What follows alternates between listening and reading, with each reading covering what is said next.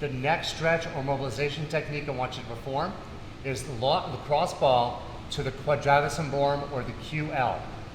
Very important with this, the cross ball goes to the lower back, and then from here you want to find a tender spot.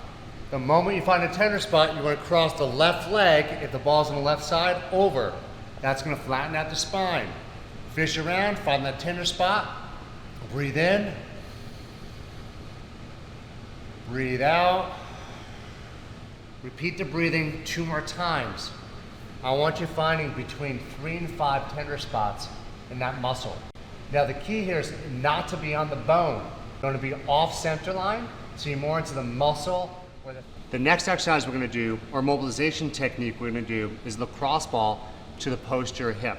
You want to massage the glutes out. Now if you look at my body posture, I want to rotate my knees over to that left side where the ball is.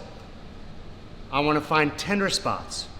Every tender spot I find, I want to hold it, and I want to breathe for 4 breaths. And if it gets too easy, what we could easily do is cross the leg over and do the same concept.